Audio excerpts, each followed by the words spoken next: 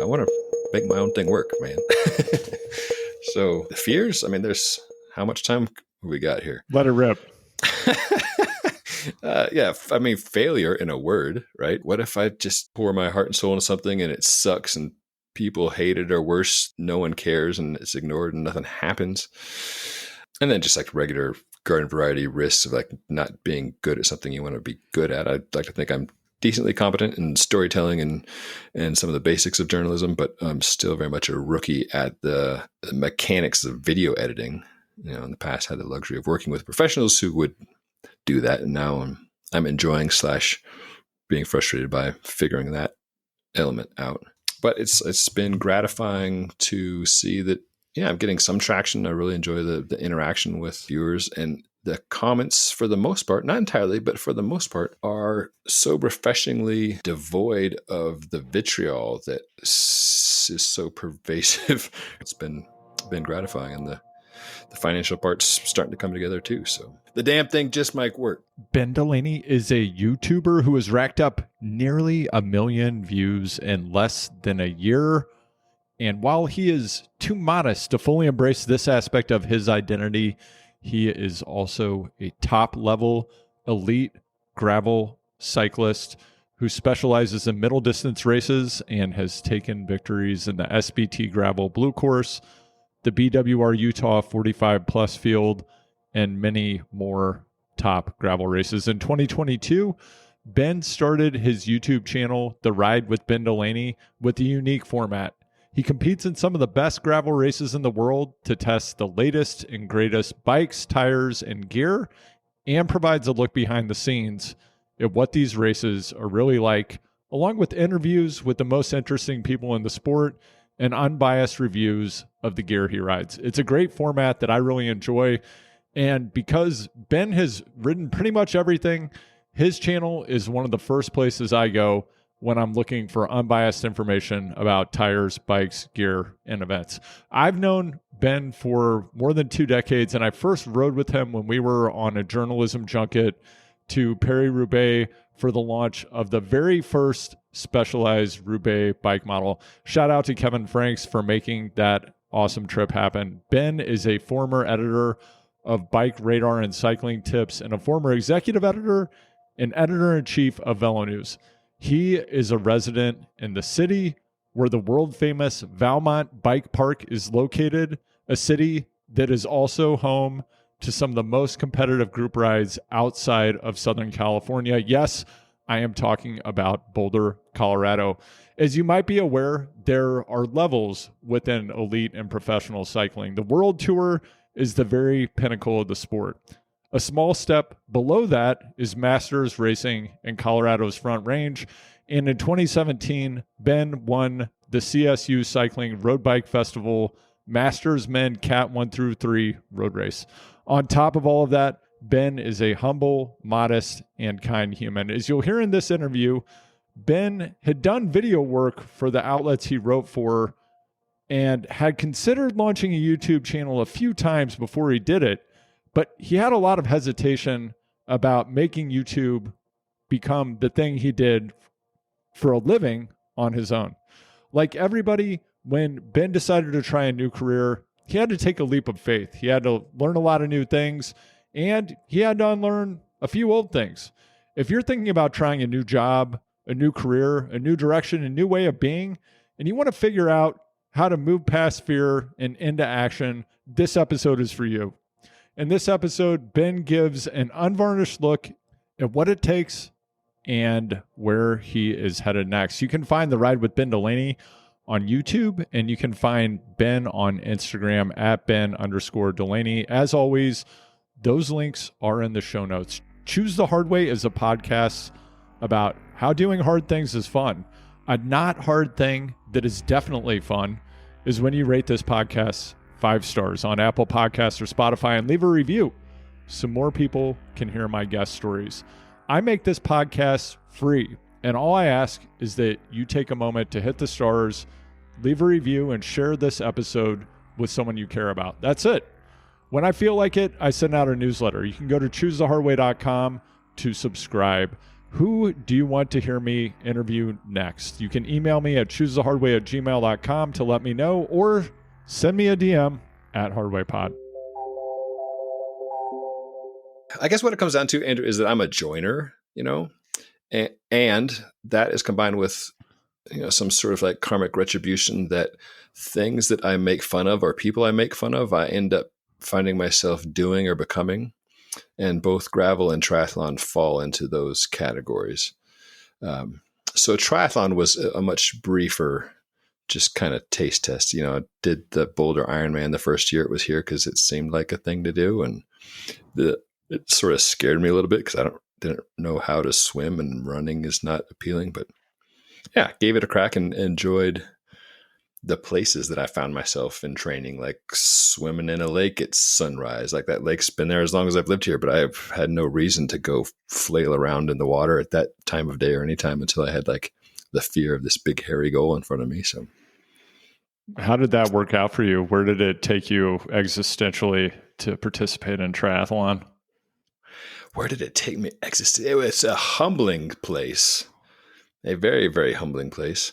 The year I did it, they had changed the start protocol from everyone just rush in together and swim over the top of each other, like some sort of like Darwinian start, to a more, in my mind, civilized pick where you think you stack up finish wise and then line up there. So I lined up near the back with little old ladies who were like in their 60s. And so that was humbling. And then you swam over the top of them, I'm assuming, to get towards the front, right? It was more the other way around. But, I think of how many thousands of people that came out of the water, I was very near the back of that.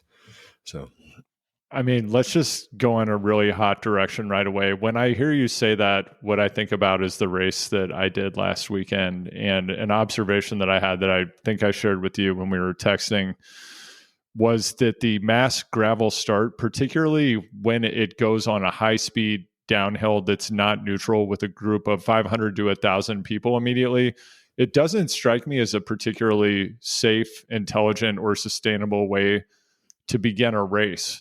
So where are you at on this topic, Ben? Let's put a stake in the ground. So this is Rasputitsa. Yes. Yeah, the first hour of gravel races is like the most beautiful and the worst part of the whole thing. Like you can definitely put me in the camp of appreciating the mass start. I love that we're all in it together thing for a number of reasons, that all ages and genders and skill levels can all start together doing the same thing. That's cool. I appreciate that. It's also terrifying in particular instances, such as the one you mentioned. I didn't realize the start was a downhill on loose gravel. So I think, and this is geography dependent, but I think whenever possible, it is great for promoters to insert a Hogwarts sorting hat early in the events by way of gravity. So for instance, Belgian Waffle Ride California a couple years ago changed the course to have like it's like a 2-mile climb, maybe a mile and a half, something like that, within the first 4 miles. So that very quickly, you have to get in where you fit in. And instead of 1,000, 2,000, 3,000 people all deciding that they need to be at the front heading into a tight little, sketchy corner of doom, it's much more strung out and much safer. That you can't do that everywhere, and I don't know what the answer is, but like at Unbound, for instance, it's big and wide, and it's even like the pros at the front will say that can be a terrifying thing to be sort of out of control. Yeah, it can be. And I want to be clear. What do you think? Like, what's your take on how that can be solved? Because I feel breaking it down into like age group categories and gender categories, where it's so at Seattle last couple of weeks ago, for instance, they did it like a mountain bike race where we were all in little waves, and that made sense because it was on a mountain bike course and it was single track. But like that was a very different thing, and didn't feel nearly as one big family as gravel. So.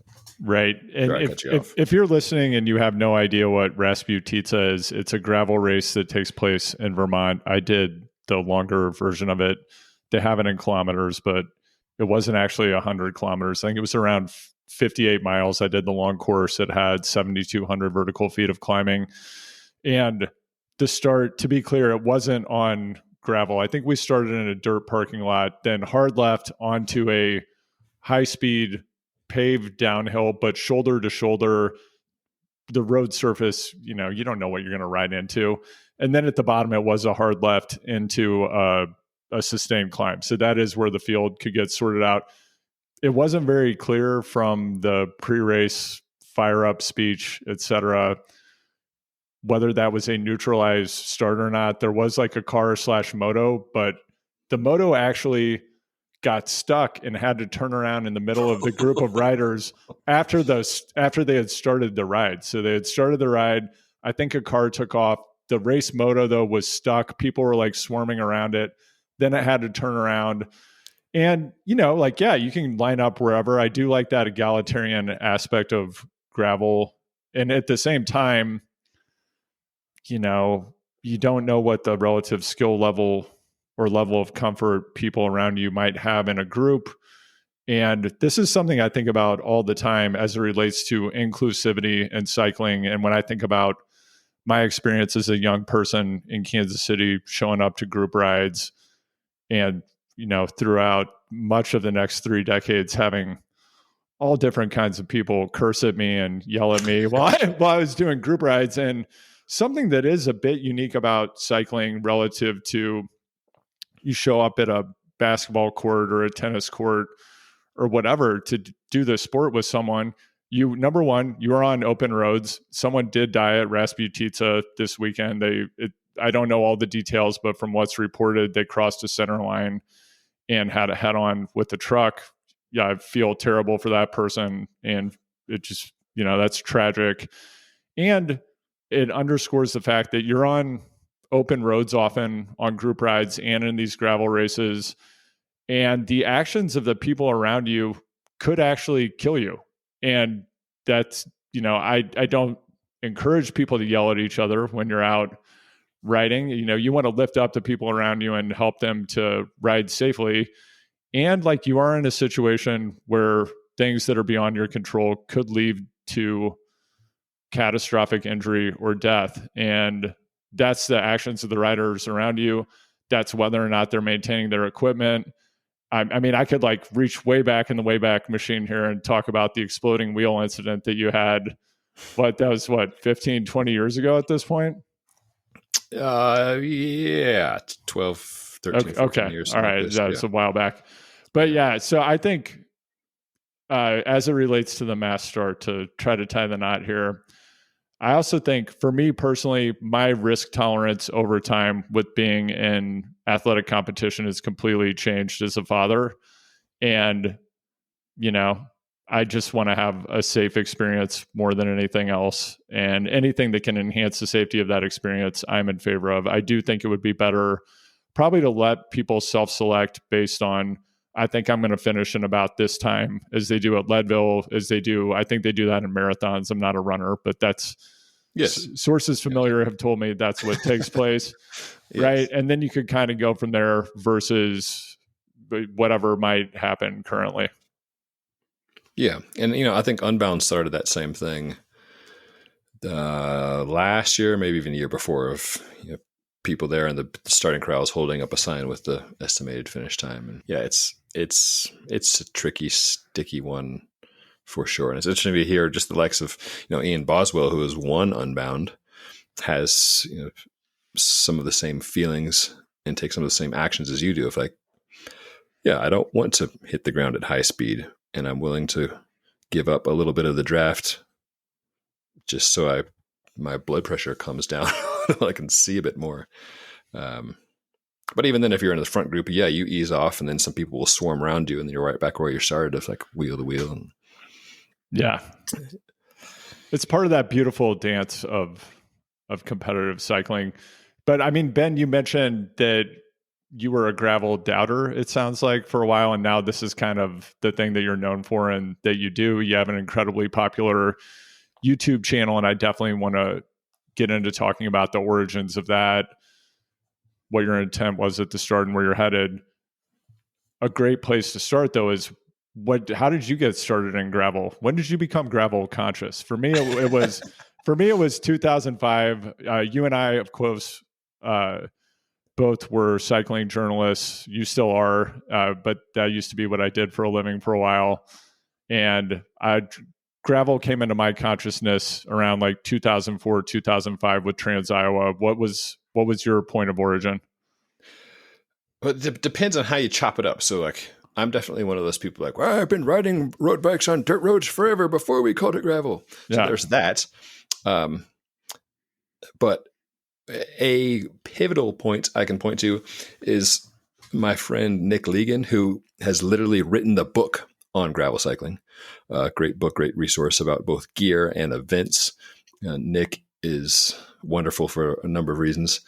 He was a world tour level mechanic, Christian Armstrong's mechanic, Olympic gold, knows his stuff about stuff, the physical elements of a bicycle, and is a heck of an adventurer himself.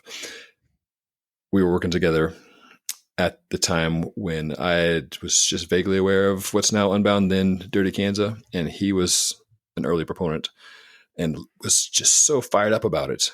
And he'd come back from the race and he'd show us every point that he would give us as to why this was a good thing went into our column. It's like, this is a terrible idea, Nick. Like, everything you were saying sounds terrible. And then you show me pictures that makes it worse. Like, hiding in a ditch as a storm blew over, may have been a tornado. Like, he thought that was an exhilarating thing. We're like, you're a moron. Why are you doing this?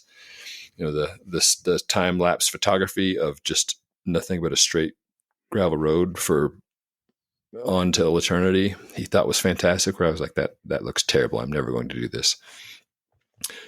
I don't know what flipped the switch from that to now me being one of these, evangelists who will not shut up about it and people roll their eyes at me. But yeah, I point to Nick as the guy. And then again, being a joiner, it's like more of these events are popping up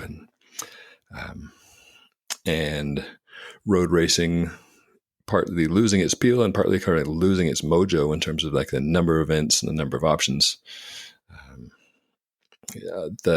The participant nature of gravel is definitely what hooked me and what keeps me going still. Like, I certainly still appreciate pro racing, but I don't miss covering it just because it's a lot, and I maybe I just kind of OD'd myself on it. But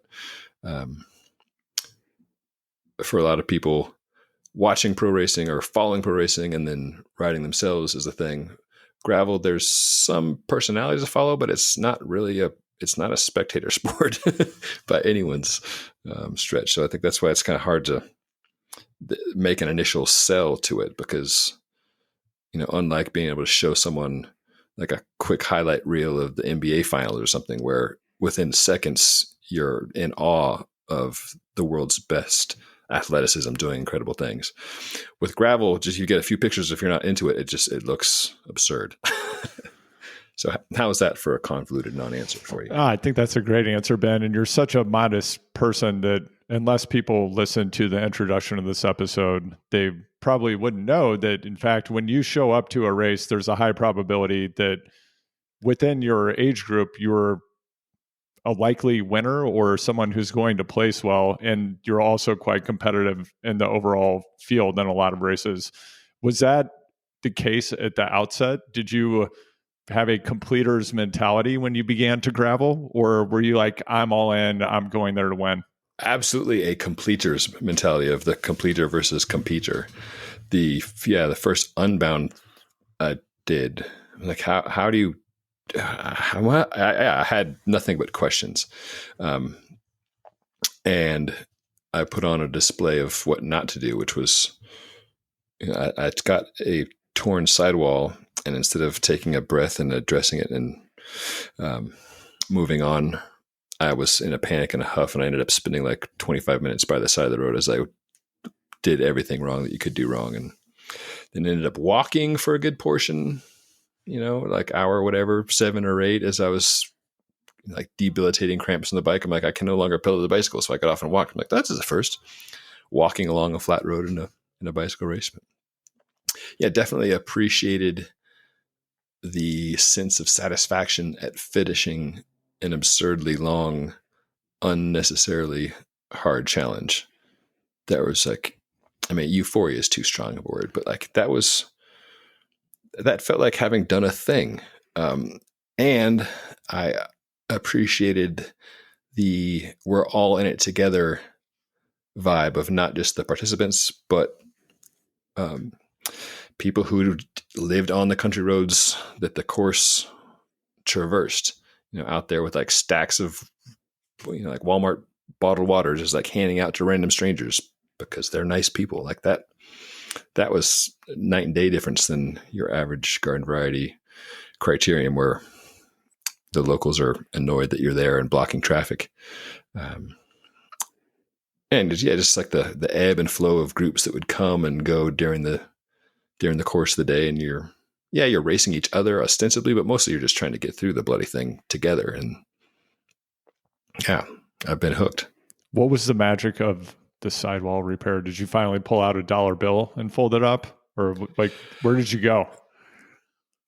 Yeah, so this was the first time I had attempted to use a Dynaplug that had a CO2 attached to it, and I had, against what I and many others have told people to do, I tried something for the first time in an event, like no practice, and so tried to plug a hole. It was like a huge tear. It was like covered in mud. I didn't realize, but like I tried to plug a huge tear with a little plug, which the physics just don't work. So that was one cartridge gone. Couldn't find the hole to put a boot in it, so put the tube in, used another cartridge to blow up the tube, found the hole, put in a boot, tried to pump it up, and I had somehow ruptured the tube. It's just went on and on and on and on. But yeah, ended up cartridges expend flat tubes by the side of the road and food wrappers in the side, and then pumped it up with the hand pump. My buddy Chris, who had flatted like seconds before me, like he hit a rock and I was saying, "Oh, sorry, Chris," and just as I hit what must have been the same rock. So he had a similar thing. We were both so frantic to change and chase back onto the front group. And I guess that maybe caused me a bit of a bluff for saying I was just trying to complete, because I wanted to get back in the front group then, like even having no business to do so. Like that was my like roadie mentality, like must get back to the front group, and haste makes waste, and I certainly made a lot of waste. And yeah, he broke his pump and trying to pump up his tire so quickly, so we probably went through $100 and lots of stuff there. And you have so a great experience that you've shared. Yeah. Yeah. And since then, how many gravel races have you done at this point? That's a good question. Dozens. Yeah. So I've with the start of this YouTube channel last year, I thought I would go all in on gravel, like still covering some road stuff, but like go all in on gravel and do gear centric videos inside events whenever possible. In part because it's fun to do, and in part because just the visual spectacle of so many people together on dusty dirt roads, often in beautiful areas, like that's a lot more interesting than just one old guy sitting on a curb talking about a bike ad nauseum. So I've done Unbound 200 a couple times, to 100. Got third there last year. I want to try to win that one this year. All the fast kids go on the 200. I'm like, I'll go on the 100 with the teenagers and the dads, and the steamboat, a lot of the Belgian waffle rides. The Mid-South is one of my favorites. That's one that I recommend to anybody who's at all interested in gravel, because it, I think, encapsulates so much of what is cool about gravel. That all aspects of the mullet are represented. If you want to race, you'll find no shortage of competition at the front. There's people on fat bikes with whiskey flasks on their bikes who are out there to make a full day of it, and then everybody in between. And it's like a multi-day celebration leading into the event, where the race is not an afterthought, but like that's just a part of what's going on there. So, and then like I've done a bunch of just smaller regional ones, of which I'm also a proponent. Like people often ask, like, what race should I do? I'm like, well, you should do two. You should do one of the big ones just because they're a spectacle and they're a thing. Even if you're not even participating, like go and work a crew at Unbound or go and volunteer at Steamboat Gravel or something like this. And then two, go do a smaller one, a regional one, because chances are you'll end up someplace you've never been before with people you might not have ever met. And since it is a smaller thing, it's safer and less stressful and probably less expensive. So not that you ask, but that's that's my recommendation. Like, what are the cool ones to do? Is like do a big one and do a little one. Yeah, big and little. I think I'm headed more in the little direction myself these days, but I agree with you. It's great to have that experience of what's a bucket list life experience for people. They've showed up, they've trained for it probably for months, and there's a lot of energy, there's a lot of excitement. And at the outset of your YouTube channel, what was kind of your game plan for what you wanted to do? You did just kind of give like a rough outline of what you're doing on the channel, but what was your intent at the beginning? And what, if any, fear or risk did you feel around moving in that direction?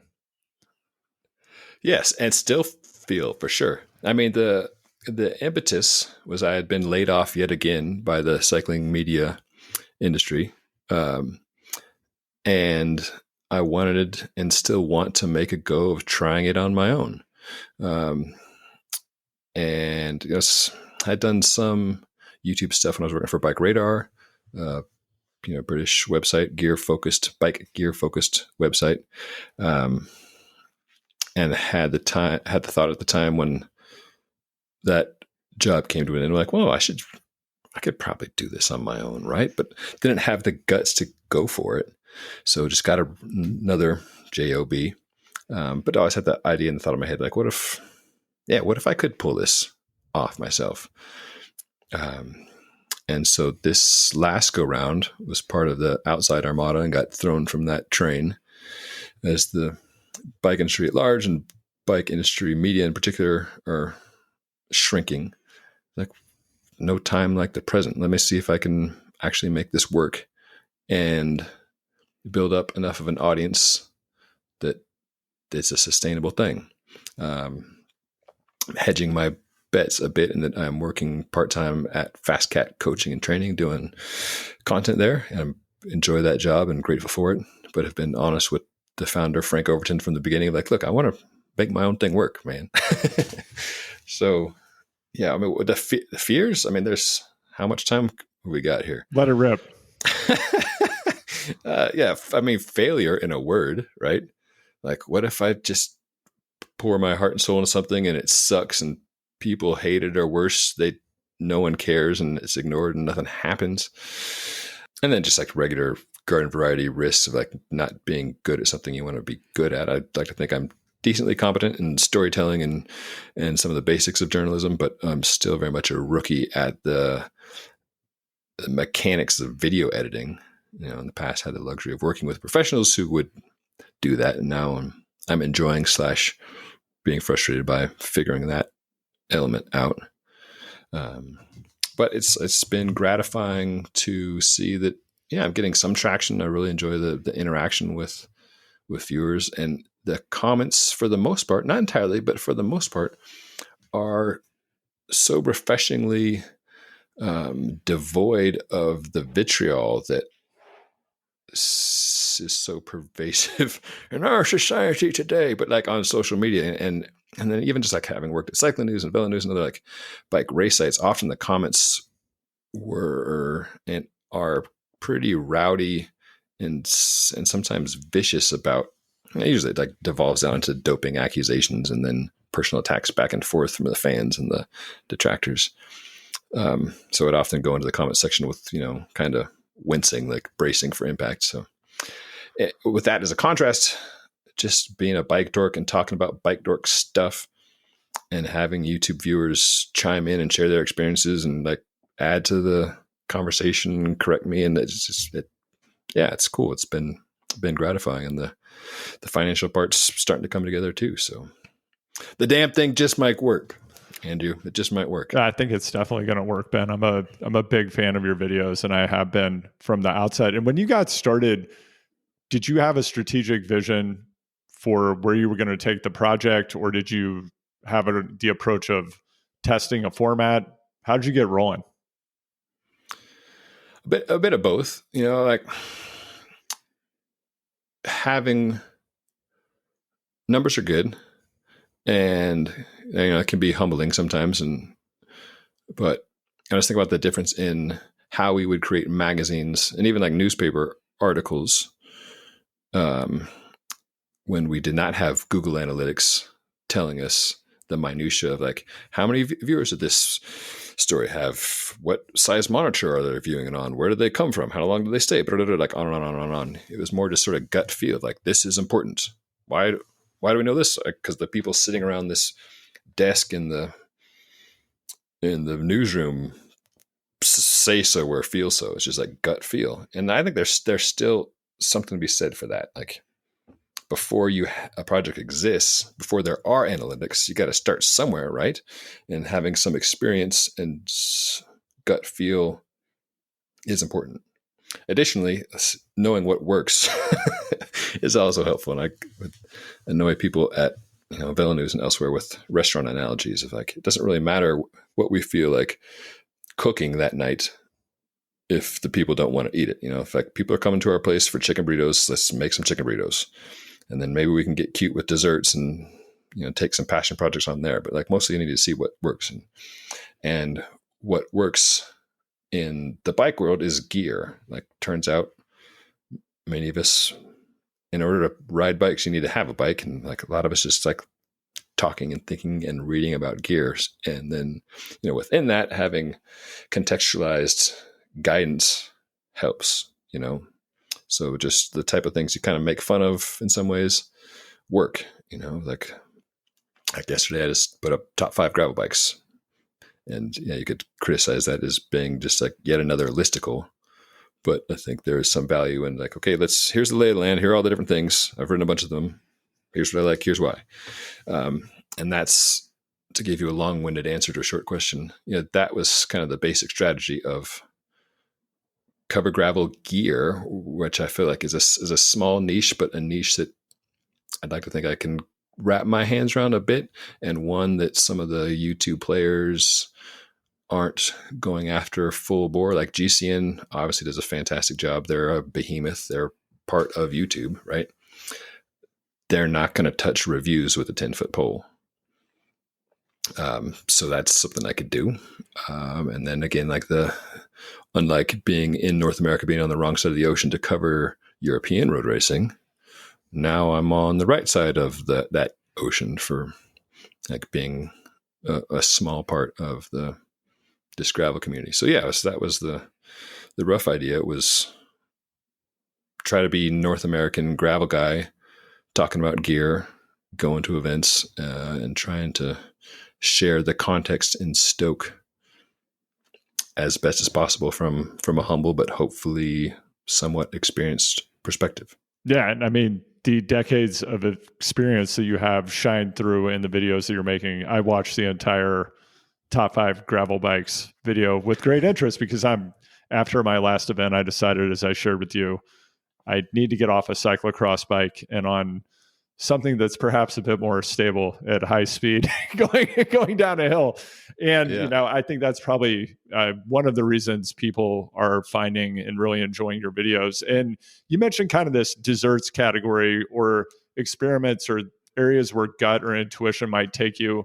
And you've established somewhat this formula. You're finding success with it. At this point, do you have anything that's in that experimental dessert category that you're eager to try but haven't had time or resources to experiment with yet?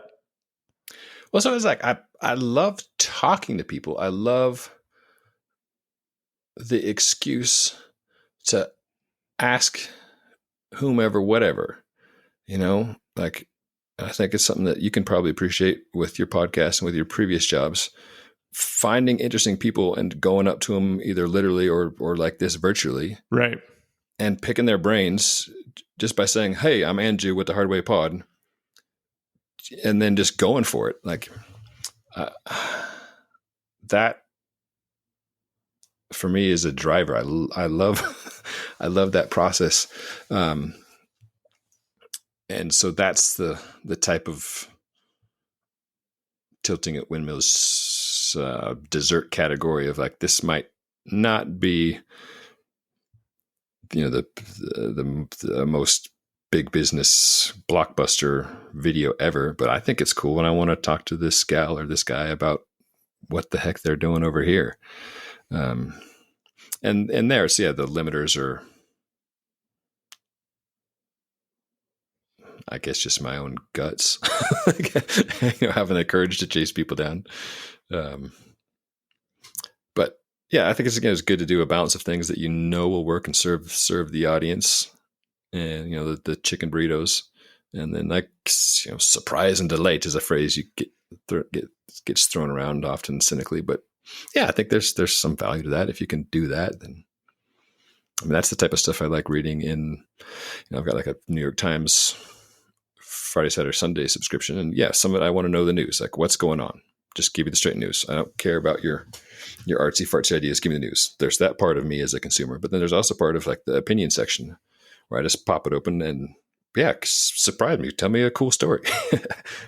and when that's a cool story told well, I love that stuff. So, and Ben, when you think about those types of conversations, as I'm listening to you kind of riff on this, the first thing I thought of was your Nico Roche interview. And I know that's in the bike category. I love that video because I personally, perhaps like you, have a high degree of curiosity around what's it like for someone who's been at the world tour level to, I have to imagine he's not like putting in Keegan level miles at this point, right? He's just like, this guy has an insane engine. He's like, this is kind of cool. He seems to have an interesting perspective on life. Drops in, I think that was BWR Arizona, correct? Yes. Yeah, and had a sick custom bike. And then you had this really interesting conversation with him that I know I really enjoyed. So I thought that was rad. And then as I'm hearing you talk about that, a thought that I have is, have you considered starting your own podcast? Well, as I told you before we started up, I've got this little sticky note here that says speak up, because as my wife will tell you, I'm a mumbler. And even though I do the Fast Cat podcast on a weekly basis, I don't know if speaking on just audio format is my best foot forward. But no, I have not considered that, to give you a rambling answer. That bit with Nico, I'm glad you brought that up. That came about. That was just like a testament to the benefit of just showing up. I don't know if that's what's the old filmmaker Woody, not Woody Allen saying like 50% of success is just showing up. I don't know if that's who originally said that or who that's attributed to, but part of the success I and others have and storytelling is just showing up to find the stories. Like we're not creating the stories. Nico's an exceptional athlete, great person, multi-time Olympian, broadcaster now, that Irish gift of the gab. That came about because we were staying in the same hotel. I didn't realize this. I was just standing there waiting for the elevator. The elevator opens and Nico's there. And I was like, hey, Nicholas Roche. Hey, my name is Ben Delaney. If you got some time, I'd just love to chat with you outside if that's cool. And he was super gracious about me, just completely, ambushing him unknowingly as he's like trying to go get breakfast in the morning in the hotel lobby. So that's not like I had this great vision of like, this is an interesting person, I'm going to seek this out. Like that literally fell in my lap. Yeah, I mean, it read as I actually was like, wow, Ben must be super tight with Nico. And this is so cool that he had this set up when he went to BWR Arizona. How neat is that? Nope. Just like most of my life, just dumb luck. You can be chalk that one up too. So when you show up to one of these events, as again, you are more deeply in the consistent practice of this. I have not been in the practice of traveling and doing all the logistics and ops stuff that you need to do a big bike race somewhere other than in your backyard. I just hadn't done it in a while until last weekend. And when I did, I discovered, wow, there is a very high cognitive load to this that I am not accustomed to. And it really struck me because I used to do it all the time. I had my whatever giant Tupperware tubs organized and be like, that's the race thing. This has got the mechanics stuff, whatever. I was very out of practice. When I think about you doing this and you're doing it frequently and you're traveling all over the place, could you give us a sense of what goes into the logistics and ops side of what you're doing? Because you're going to come, not just even if you say, yeah, I'm a completer. No, you're not. You're a highly competitive athlete. You're an elite athlete, basically. You're showing up. You have the potential to win these races. You're going all out. You have to have your gear be dialed. And then on top of that, you're creating this content. So what is your rough plan going into one of these weekends, and how do you execute? I screw it up a different way each time. I just have a little checklist, usually like things like elements I want to get. I'll start off with the content. Okay, what's the story here? And formula recently has been, let's do a bikes of this event, like the man, woman on the street type of thing. Just go around and chat with folks. That's a thing I want to get. And then, review on the bikes and gear. That's the thing I want to get. How and where am I going to do that? Where's a quiet place? Just try to literally write down a list of like, what are the pieces I want to get. And then I also have a checklist of like stuff to put in the suitcase, you big dummy. And inevitably I'll still screw that one up and have to go beg or borrow something at 11 p.m. the night before. But yeah, just having an idea of where you want to end up, where you want to go, literally and figuratively, and then having trying to have the flexibility to be open to what's there, whether that's Nico Roche walking out of a hotel or a kind young child with a cold water bottle by the side of the road, or the draft of a big group coming past, and just being open to the moment, man. But yeah, having an idea of like what's the point here? What are we trying to accomplish? Did you charge your batteries on the camera and the mic equipment? Try to get the basics, and then just trust that the details will somehow fall into place. Of all of the events that you've been at which you have made videos, when have things gone the most wrong? Like I said, I wasn't joking. I always screw something up in a different way. But sometimes it's having a dead battery. Like I go to set up to film and like the camera won't turn on. Like just super basic fails. Sometimes it's calling athletes the wrong name or asking them awkward questions. Sometimes it's crashing and breaking bikes or body parts, or knock on wood, I haven't had yet one like stupendously magnificent failure to rule them all. It's just more a lot of garden variety screw ups where you got to just kind of deal with it and move on, right? And that's one thing that I think we all appreciate about cycling, is that sort of, self-reliance is making it too big of a thing, but having issues, whether that's like fear or flat tires or negative emotions or whatever, cramping legs or stomach, and then just dealing with it and realizing you can push through instead of being stuck in that moment, and going on to enjoy other things. And that's for me, like why the bike is so important. And it's such a therapeutic tool for me. And I think for many other people, is that crap can and will happen. And if you just keep pedaling, like, just keep swimming, like that kid's movie Nemo, like that's a valuable thing. Do you find a high degree of transferability between the application of that philosophy when you're doing endurance events and things that happen in the rest of your life? Is that transferable for you? Not as well as I'd like. I'm better at philosophizing while I'm pedaling, and I'm getting a rush of endorphins and serotonin to my brain. And then in my life, I'm just apt to be grouchy sometimes and get stuck in negative spirals. But I try to keep those lessons in mind. They're good lessons. They're powerful lessons. And the bike does continually put them into our sphere of consciousness, whether it's a torn sidewall or a bent derailleur hanger or a dead battery. And with all the experience you've had at these events now, what is your sense of what makes for a really outstanding event from a community point of view, course design, whatever the case may be? What jumps out at you as, yeah, these are kind of the hallmarks of a really exceptional event?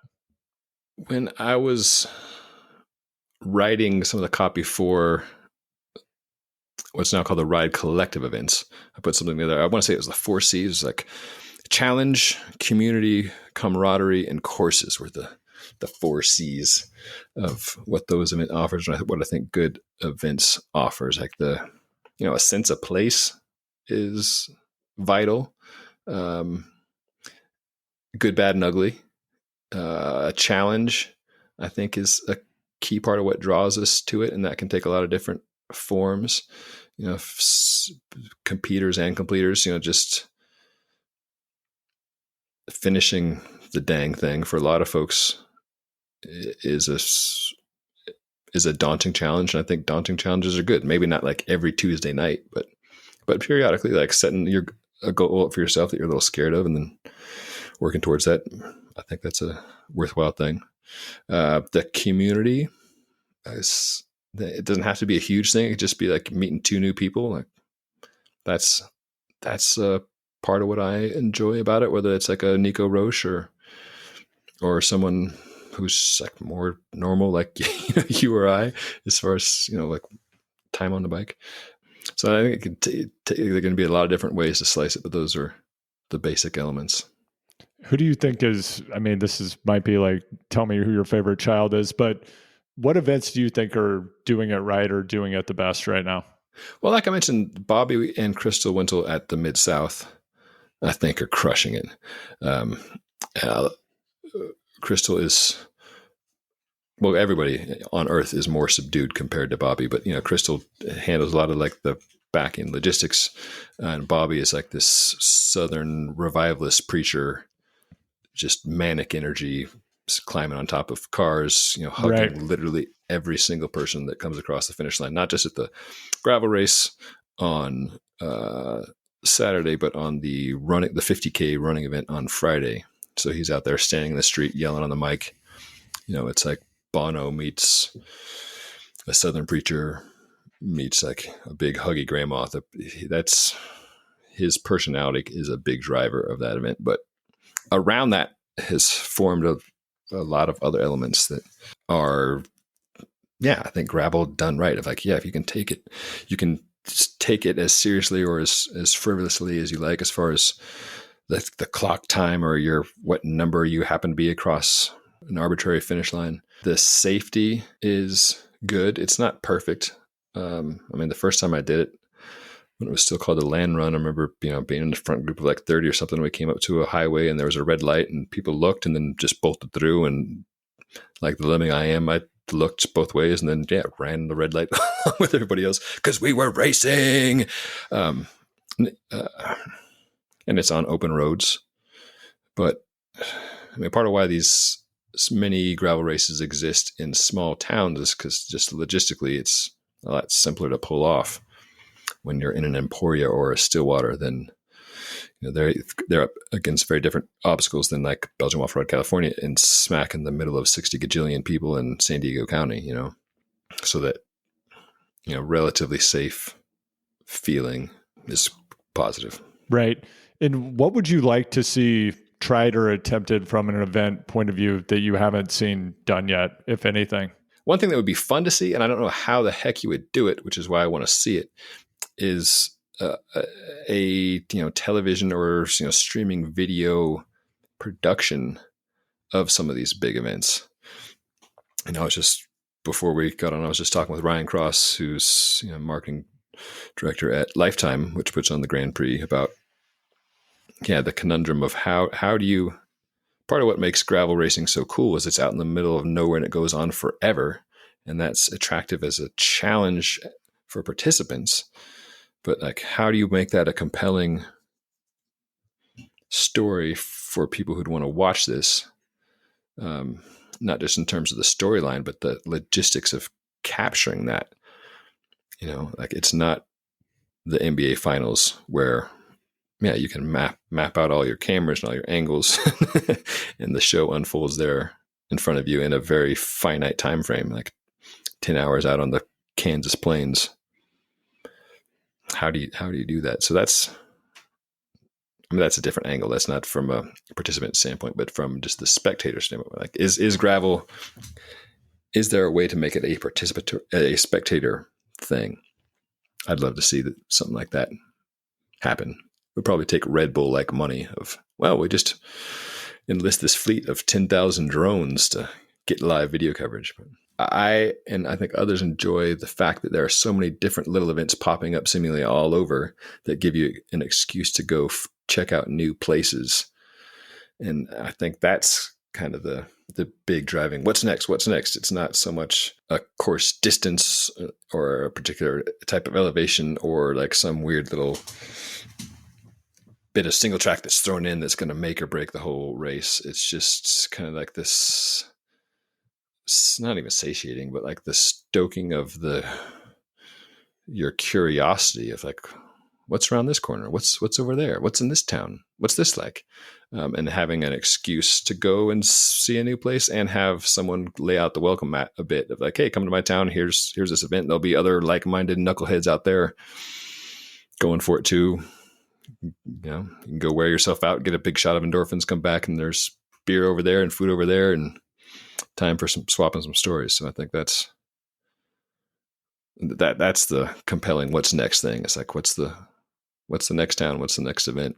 And that also kind of puts the existing big ones, big races in a bit of a bind of like, okay, once somebody's done, checked off the bucket list event and gone and done Unbound, like, why are you going to go back? But that's it. I'm going back for number 5. So what would you like to see in a gravel event? I don't know if I get a voice in this debate, Ben. I don't know. Of course you get a voice. Okay.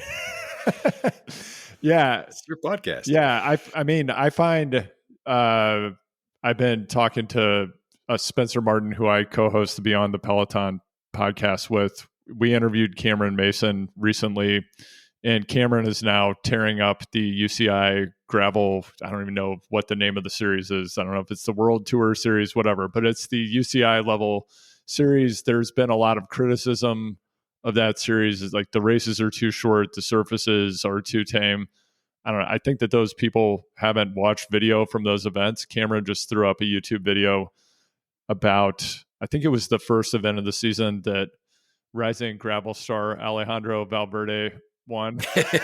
Which, I mean, honestly, if I'm kind of like going in a different direction here, I think that Valverde is going to show up at Unbound and destroy everyone. So I'm kind of excited about that. I know that a lot of people have mixed feelings about his presence in the sport and him now re-entering the sport after really not retiring. And I think there'll be a lot of sourness if he shows up, and I totally want him to show up in Emporia, and I want him to win the race. And I think he's going to do it. I think he just hasn't announced it yet. So that's something I'm curious about. Like you, you've actually done like the large Unbound. I guess now there's an even larger Unbound. There's the Unbound XL, but you've done the proper Unbound 200. I always did the Unbound 100. This is like a sensible person. Yeah. And that was more than enough for me. I'm really interested in what I would call sprint distance gravel races. And one of the things that I have observed at all of these events, I guess Rasputica is the first one where I've seen people under the age of 25. I saw a handful of young people with parents who are into the sport. Other than that, there are no young people participating in gravel that I've seen, and I'd love to hear if you have a different perspective. So at the same time, NICA is proliferating everywhere, and I love what that's done to cross-country mountain biking. And my personal theory is that we're on the cusp of there being a generational boom in cross-country mountain biking. I think young people have fallen in love with the sport, and I think that that's about to become a big thing. And we're already seeing, they're the Kate Courtneys, the Christopher Blevins of the world. So there is this current generation of world-class talent, a lot of it coming out of NorCal and Boulder. I think that we're about to, because of the Waltons and other factors, we're about to see more talent coming from more places than we ever have before in mountain biking. I think another super trend there is lower participation in traditional collision sports, specifically football. I think we're going to see less and less kids doing that over time. And I'm really like losing the plot here, Ben. But to like when you said typical collision sports, I thought you were going to say criteriums. Yeah, criterium racing, things where people have injuries you would otherwise only get in a car wreck, like bicycle road racing. Yeah, I think that shorter distances are going to be even more prevalent. I think that is the Trojan horse to get young people engaged in the sport, because I haven't talked to enough young people involved in NICA to know. My guess is the time cost and the base that you need to show up and do a 100 or 200 mile gravel race is onerous for a young person. Also, perhaps out of scope for a TikTok level attention span. And I think that that's what the sport needs to do, to have a feeder of bringing people in and participating. I also think that we're about to have a wave of liability related problems for gravel racing and gravel races happening on open roads. It just seems like an inevitability to me. And I think you need a way for these to be safer and for more people to be able to show up and do them that aren't people who are older, who have time and resources to do it.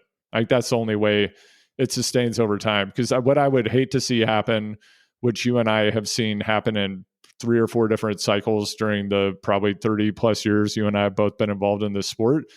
But, we had the Norba boom in the late 80s, early 90s. Then that faded out. It was very difficult to put on those races. You needed specific terrain and environments. Then there was this boom in road racing, and criterium racing really took off in the early 2000s. Then cyclocross became kind of a big thing. All of these things have expanded and contracted. Gravel is the one, because there is this factor similar to running or triathlon, where a lot of people are just, as you said, they're just want to show up and complete the event, which is an unusual thing in the history of mass participation cycling events. I guess there were Grand Fondos before that, but I don't know. I was never really part of that personally. Yeah. No, yeah, we need kids for sure. It was a shot in the arms to be at Sea Otter and see all the Groms riding wheelies around everywhere. So yeah, mountain biking, that's still an attractive thing. If there were younger kids on gravel bikes out there, I didn't see them. So yeah, like you got a great point of making the sport accessible and appealing, price wise as well as distance wise. And that's, tricky with what's the challenge? Challenge to whom? And, there's a bit of a issue of one-upsmanship with some of these events of like why is 100 miles I'm just doing the 100 miles. Like why that 100 is a lot. 100 is a lot of miles. It's too many miles. Right. But as events kind of leapfrog each other into being like the biggest, gnarliest, most terrifying challenge of all, as a competitive thing between each other, that can be certainly off-putting to someone who's just looking at doing a gravel event for the first time. I think the bigger events have multiple distances built in. The safety is a trickier one, and that part of what gravel as a culture loves to tout is it's no rules. We're not beholden to USA Cycling Federation, the feds, the government telling us what to do with their dang rules. And yes, there are rules there, but there's also things like insurance and safety guidelines and, some best practices built into what the feds are doing. Because that's not a popular opinion, but I do think there's a lot of value from like an event participation standpoint and taking some collective learning over the years, some very hard earned through tragedy, and trying to come up with a way that we can, have a lot of people out there on roads where their vehicles and keep everybody safe. So yeah, I don't know what the magic solution is there, but trying to be too cool for school or rules when people's lives are literally on the line, as you said, is perhaps not the best way forward in all instances. You mentioned Nick Legan, and when I think of Nick, I think of I'm just kind of like thinking in the maximalist direction of these super long things like Unbound, XL, double XL, I don't even know what it's called now. There's stuff like that. And then there are things like the Atlas Mountains race, which I've watched a lot of YouTube videos about that. I'm hoping to have someone on soon who is a participant. Do those types of events hold any appeal for you? Or are you just kind of like, yeah, 200 is the max. That's good enough for me. Yeah, not really much appeal. And again, I'm like careful about saying that because I've said that about all these other things that I've found myself doing. But my friend Betsy Welch, who's a great writer and great rider, she categorizes people as like inside dogs and outside dogs, and she's an outside dog where I think she's on a tour right now in Spain with like, maybe a pair of shorts and flip flops and a credit card in her bike pack, and she's just off riding her face off, sleeping wherever. I'm a soft person. I like to come back to four walls and a shower and a bed, and that's kind of where I am. So no, not interested. You? No, I'm good. Yeah. Yeah. I'm good to go. I don't have time for something like that at this point in my life. Yeah. Well, and also like what, parents, like we don't have to imagine what extreme fatigue feels like and like gritting it out day after day with little sleep. Like that's been the reality for many years for many of us. Like, no, we've got that experience. Okay. It's prime gravel training. I don't know if Fast Cat has a program that integrates being a parent of small children to help you get adapted to what might happen during a gravel race, but that's true, Ben. Yeah. Yeah, absolutely. So we talked about this a little bit. We talked about some of the ideas that you have for where you want to take the YouTube channel and what you're doing. But as you look ahead, is there anything even bigger that you have in mind or that you're pursuing, or are you just kind of taking this one step at a time? I would love to get to a point where I can not just make it a sustainable thing for me, but have other people working with me. So, some for selfish reasons, because I enjoy the collaborative work of making creative stuff together. That's more pie in the sky, but that's ultimately where I'd like to be. Just put a website together, just kind of as a place marker of sorts, the ride.bike. But yes, job one is making the ride on YouTube my full-time thing, with primarily gravel and some road content where I'm talking about stuff, but also talking to people, because like we were talking about, like that's an enjoyable part for me, and I hope that could be viable commercially, for lack of a better term. Yeah. And Ben, I remember when you had the idea for the ride and you kind of circulated, I think it was a beta video before, not Betamax for anyone who's Ben and I know what a Betamax video cassette is, and that it was in a format war with VHS early in our youth, when watching Goonies at a birthday party was like a really big deal because someone had a VCR. But I'm talking more about an experimental version of a product. So Ben, you had created a beta version of a video, you'd circulated it to people. So I remember from the very earliest days, I thought what you were doing was cool. I thought you would have huge success. It's been awesome to watch you get traction and product market fit with what you're doing. And I know that you have even bigger things ahead of you. So thanks, Ben, for taking time to join me here today. Thanks for putting out your awesome videos. And it's been great to have you here, man.